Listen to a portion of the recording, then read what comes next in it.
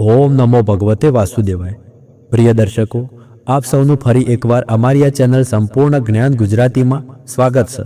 તો આજના આ વિડીયોમાં આપણે ફાગણ પૂર્ણિમા અર્થાત હોળિકા દહનની પૌરાણિક કથા સાંભળીશું અને એક બીજી કથા પણ છે જે આ હોળીથી જોડાયેલી પૌરાણિક કથા છે શિવ પાર્વતીની। તો એનું શ્રવણ પણ આપણે આ વિડીયોમાં કરીશું।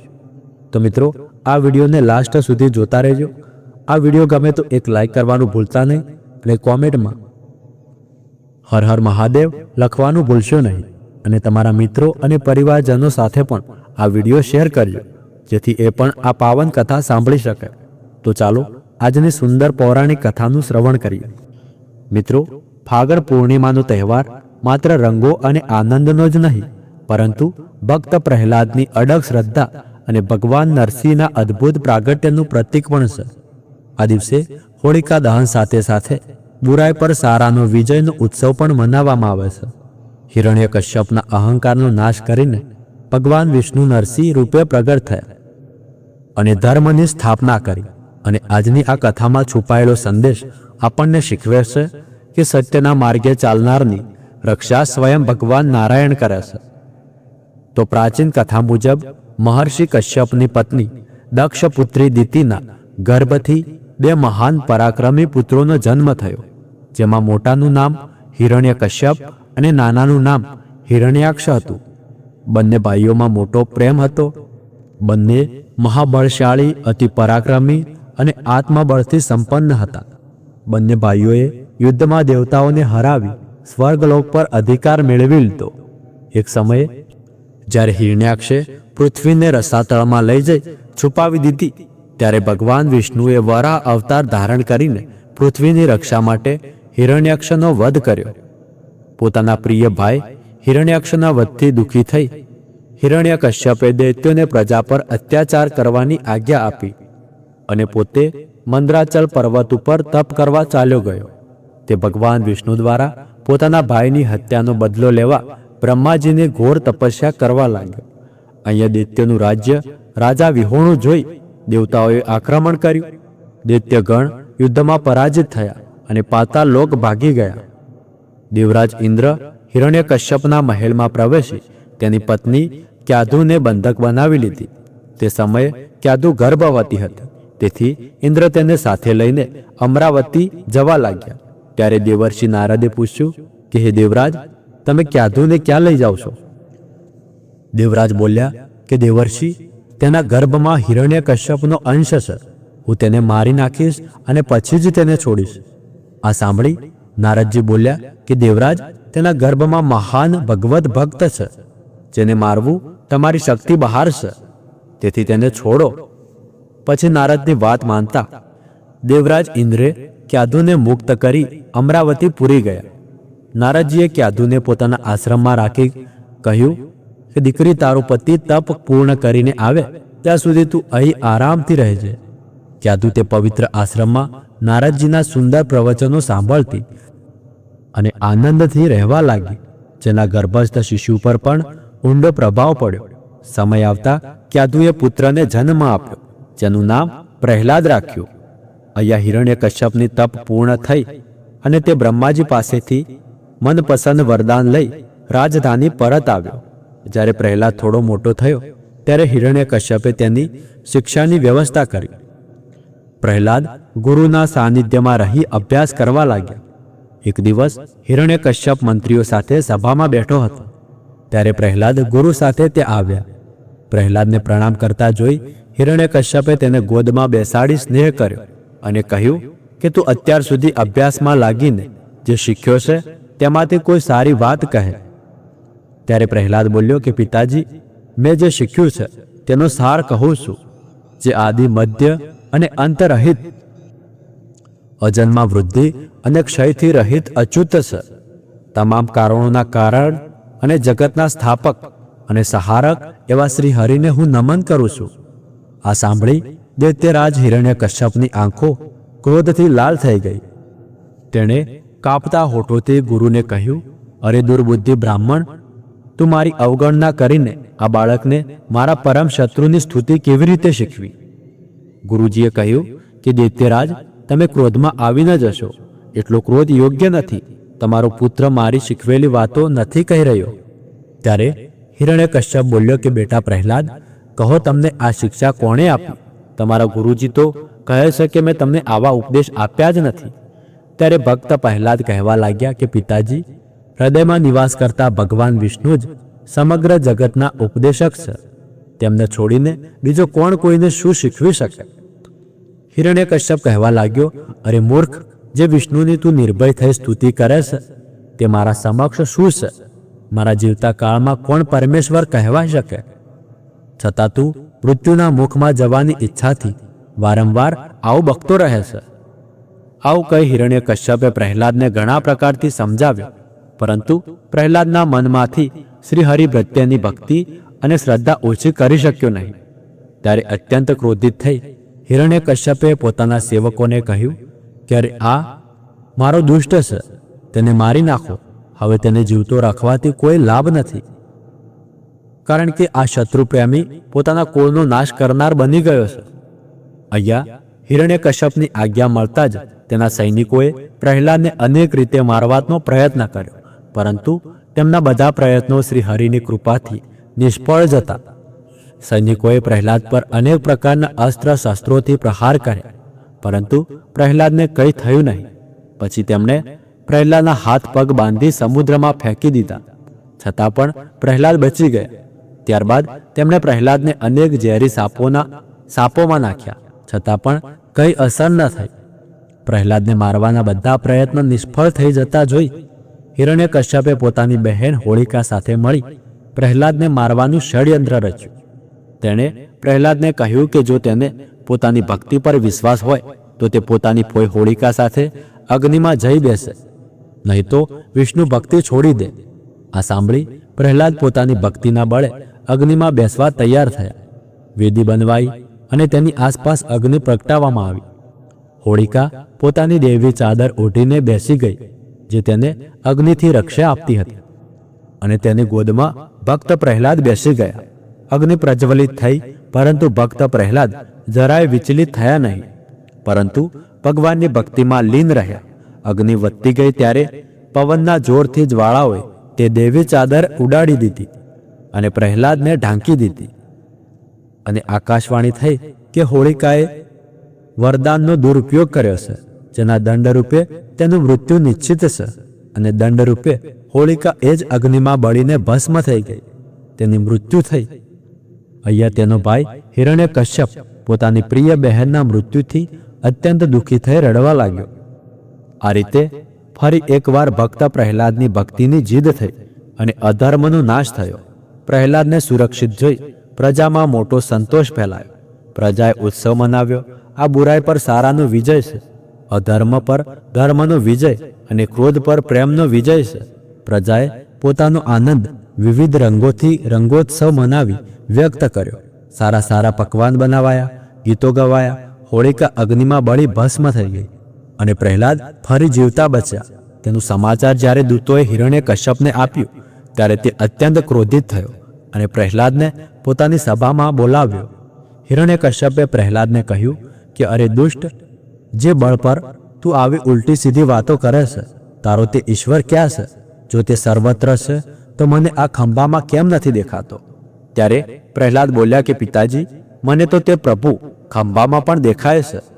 આ સાંભળીને હિરણ્યકશ્યપ ક્રોધથી પોતાને સંભાળી શક્યો નહીં અને તે હાથમાં તલવાર લઈને સિંહાસન પરથી કૂદી પડ્યો અને જોરથી તે ખંભામાં એક ગુંસો માર્યો. તે સમયે તે ખંભામાંથી ભારે ભયંકર અવાજ થયો અને ખંભો તૂટી એક અદ્ભુત પ્રાણી બહાર આવવા લાગ્યો, જેના અડધું શરીર સિંહનું અને અડધું મનુષ્યનું હતું. આ ભગવાન શ્રી હરિનો નરસિંહ અવતાર હતો. તેમનું રૂપ અતિ ભયંકર હતું. તેમની તપેલા સોના જેવી પીળી આંખો હતી. તેમની દાઢ મોટી વિકરાળ હતી અને તેઓ ભયંકર અવાજ સાથે ગર્જના કરી રહ્યા હતા. તેમની પાસે જવાની હિંમત કોઈમાં નહોતી. આ જોઈ હિરણ્યકશ્યપ સિંહનાદ કરીને હાથમાં ગદા લઈને નરસિંહ ભગવાન પર તૂટી પડ્યો. ત્યારે ભગવાને પણ હિરણ્યકશ્યપ સાથે થોડો સમય યુદ્ધ લીલા કરી અને અંતે તેને ઝપેટીને પકડી લીધો અને તેને સભાના દ્વાર પાસે લઈ જઈ પોતાની જાંઘ પર પાથરી દીધો. અને રમતા રમતા પોતાના નખોથી તેનું કાળજું ફાડી તેને પૃથ્વી ઉપર પછાડી દીધો. ત્યારબાદ તે હાજર અન્ય અસુરો અને દૈત્યોને પણ ખદેડી ખદેડીને મારી નાખ્યા. ભગવાનનો ક્રોધ વધતો જતો રહ્યો અને ભગવાન હિરણ્યકશ્યપના સિંહાસન પર બિરાજમાન થયા. તેમના ક્રોધભર્યા મુખને જોઈ કોઈને પણ નજીક જઈ તેમને પ્રસન્ન કરવાની હિંમત ન થઈ. હિરણ્યકશ્યપના મૃત્યુના સમાચાર સાંભળી તે સભામાં બ્રહ્મા, ઇન્દ્ર, શંકર સહિત બધા દેવતા, ઋષિમુનિ, સિંધ, નાગ, ગંધર્વ વગેરે પહોંચ્યા અને થોડો અંતરે ઊભા રહી સૌએ ભગવાનની અલગ અલગ સ્તુતિ કરી. છતાં ભગવાન નરસિંહનો ક્રોધ શાંત ન થયો. ત્યારે દેવતાઓએ માતા લક્ષ્મીને તેમની પાસે મોકલી, પરંતુ ભગવાનના ઉગ્ર સ્વરૂપને જોઈ તેઓ પણ ભયભીત થઈ ગયા. ત્યારબાદ બ્રહ્માજીએ પ્રહલાદને કહ્યું કે બેટા, ભગવાન તો તમારા પિતા પર ક્રોધિત થયા હતા, તમારે પર નહીં. હવે તમે જાઓ અને ભગવાનનો ક્રોધ શાંત કરો. ત્યારે પ્રહલાદ ભગવાનની નજીક જઈ હાથ જોડીને સાષ્ટાંગ દંડવત કર્યા. બાળક પ્રહલાદને પોતાના ચરણોમાં પડેલા જોઈ ભગવાન દયાળુ બન્યા અને ક્રોધ છોડીને તેમને ઉઠાવી ગોદમાં બેસાડ્યા. પછી પ્રેમથી કહ્યું કે વત્સ પ્રહલાદ, તારા જેવા એકાંત ભક્તને કોઈ વસ્તુની ઈચ્છા હોતી નથી, છતાં પણ તું એક મન્વંતર સુધી દૈત્યપતિના બધા ભોગ સ્વીકાર ભોગોથી, પુણ્ય કર્મોના ફળ અને નિષ્કામ પુણ્ય કર્મોથી પાપોનો નાશ કરીને યોગ્ય સમયે શરીર છોડીને બધા બંધનોથી મુક્ત થઈ મારી પાસે આવી જજે. દેવલોકમાં પણ લોકો તારી શુદ્ધ કીર્તિ ગાશે. એવું કહી ભગવાન નરસિંહ ત્યાંથી અંતર ધ્યાન થયા. શ્રી વિષ્ણુ પુરાણમાં ઋષિ પરારસ કહે છે કે ભક્ત પ્રહલાદની આ વાર્તા જે મનુષ્ય સાંભળે છે તેના પાપ જલ્દી નષ્ટ થાય છે. પૂર્ણિમા, અમાવસ્યા, અષ્ટમી અને દ્વાદશીના દિવસે આ વાર્તા વાંચવાથી ગૌદાનનું ફળ મળે છે. તો પ્રેમથી બોલો વિષ્ણુ ભગવાનની જય, ભક્ત પ્રહલાદની જય. હોળી મનાવવાના પાછળ એક બીજી વાર્તા પણ પ્રચલિત છે, જે ભગવાન શિવ અને માતા પાર્વતી સાથે જોડાયેલી છે. તો તેનું પણ આજે આપણે શ્રવણ કરીશું. તો મિત્રો, હજી સુધી જો તમે અમારા વિડીયોને લાઇક ન કરી હોય તો વિડીયોને એક લાઇક અવશ્ય કરી લેજો. પૌરાણિક વાર્તા મુજબ દેવી પાર્વતી ભગવાન શિવ સાથે લગ્ન કરવા ઈચ્છતી હતી, પરંતુ તપમાં લીન શિવજીનું ધ્યાન તેમની તરફ ગયું નહોતું.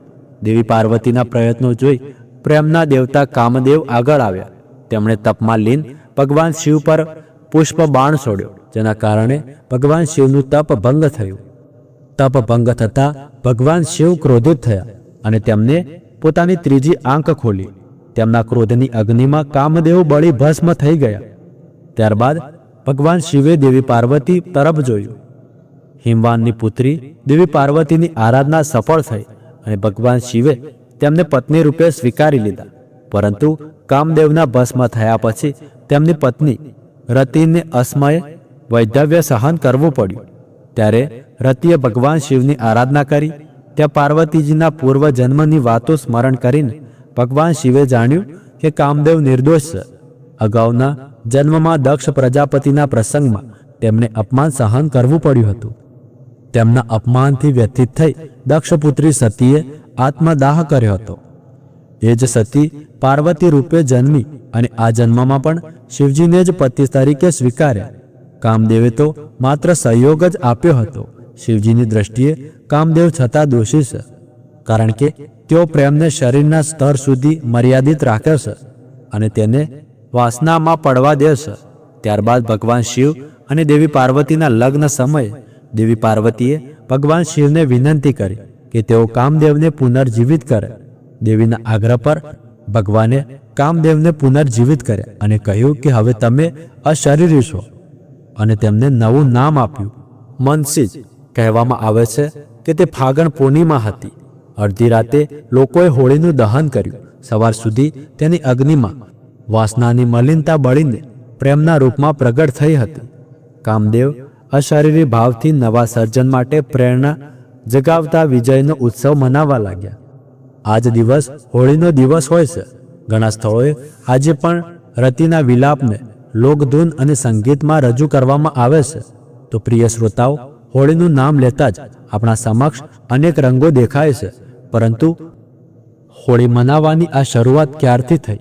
આમ તો હોળી ભારતમાં સૌથી પ્રાચીન તહેવારમાંનો એક છે, પરંતુ હોળી મનાવવાની પરંપરા કેવી રીતે શરૂ થઈ તેના વિશે ઘણી વાર્તાઓ છે, જેમાં સૌથી વધુ સાંભળાતી વાર્તા હિરણ્યકશ્યપ અને ભક્ત પ્રહલાદની હોળી દહનની છે.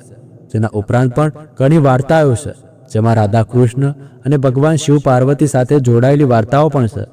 એક વાર્તા મુજબ રંગવાળી હોળી રમવાનો સંબંધ શ્રી કૃષ્ણ અને બ્રજની રાધા રાણી સાથે પણ છે. ધાર્મિક માન્યતા છે કે ભગવાન શ્રી કૃષ્ણએ ગ્વાલાઓ સાથે મળીને હોળી રમવાની પ્રથા શરૂ કરી હતી. એક વાર્તા મુજબ ભગવાન શ્રી કૃષ્ણનો રંગ સાંવળો હતો અને રાધાજી ગોરી હતી. તમે સાંભળ્યું હશે કે યશોમતી મૈયા સે બોલે નંદલાલા, રાધા ક્યું ગોરી મેં ક્યું કાળા. તો કાન્હાજી પોતાની મૈયાથી ઘણીવાર આવી ફરિયાદ કરતા હતા. એક દિવસ કાન્હાજીએ આવી ફરિયાદ કરતા યશોદાજીને કહ્યું કે હે કાન્હા, તારો જે રંગ છે એ જ રંગ રાધાના ચહેરા પર લગાવી દે, ત્યારે તમારો અને રાધાનો રંગ એક સરખો થઈ જશે. ભગવાન શ્રી કૃષ્ણએ પોતાની મૈયાના કહેવા મુજબ ગ્વાલાઓ સાથે મળીને રંગ તૈયાર કર્યો અને પોતાની નટખટ ટોળી સાથે રાધા રાણીને રંગ લગાવવા પહોંચ્યા. કહેવાય છે કે ત્યારથી રંગવાળી હોળીનો આ પ્રચલન શરૂ થયો. એક બીજી વાર્તા મુજબ હોળીની જે વાર્તા છે તે ભગવાન શ્રી કૃષ્ણ અને તેમના મામા કંસ સાથે જોડાયેલી છે. કંસ નામના રાજા માટે ભવિષ્યવાણી થઈ હતી કે તેની બહેનનો 8મો પુત્ર તેની મૃત્યુના કારણ બનશે. આ ભવિષ્યવાણી પછી કંસે પોતાની બહેન દેવકી અને તેમના પતિ વાસુદેવને જેલમાં કેદ કર્યા હતા. કંસ તેમના નવજાત બાળકોને મારી નાખતો હતો. જ્યારે કંસને ખબર પડી કે દેવકી અને વાસુદેવના 8મા પુત્રનો જન્મ થઈ ગયો છે અને તે ગોકુળમાં સુરક્ષિત છે, ત્યારે તેને ગોકુળમાં જન્મેલા દરેક શિશુની હત્યા કરવાની યોજના બનાવી. તેના માટે તેણે પૂતના નામની રાક્ષસી ગોકુળ મોકલી. પૂતનાએ સામાન્ય સ્ત્રીનું રૂપ ધારણ કર્યું અને શિષ્યોને દૂધ પીવડાવવાના બહાને વિષ પીવડાવવા લાગી. કેટલાક શિષ્યો પૂતનાના વિષથી મૃત્યુ પામ્યા, પરંતુ ભગવાન કૃષ્ણએ તેની સચ્ચાઈ જાણી લીધી અને પૂતનાનો વધ કર્યો. કહેવાય છે કે તે દિવસ ફાગણ પૂર્ણિમાનો હતો, તેથી પૂતનાના વધની ખુશીમાં પણ હોળી મનાવવામાં આવવા લાગી. તો મિત્રો, આજે આપણે હોળીની પૌરાણિક અને પ્રાચીન કથાઓ સાંભળી. તમને આ કથાઓ કેવી લાગી કોમેન્ટ કરીને જણાવજો. જો સારી લાગી હોય તો આ વિડીયોને એક લાઈક કરજો, તમારા મિત્રો અને પરિવારજનો સાથે શેર કરજો. મિત્રો, હોળીના દિવસે ચંદ્રગ્રહણ લાગવા જઈ રહ્યું છે. જો તેના વિશે પણ તમે જાણવા માંગતા હોય કે આ દિવસે શું કરવું, શું ન કરવું, કયા નિયમોનું પાલન કરવું, એ સંપૂર્ણ માહિતીનો વિડીયો પણ અમે અમારી ચેનલ પર અપલોડ કરી દીધો છે, તો એ પણ તમે જઈને જોઈ શકો છો. તો આજના વિડીયોમાં આટલું જ. મળીએ આગળના વિડીયોમાં. ત્યાર સુધી ધન્યવાદ. રાધે રાધે.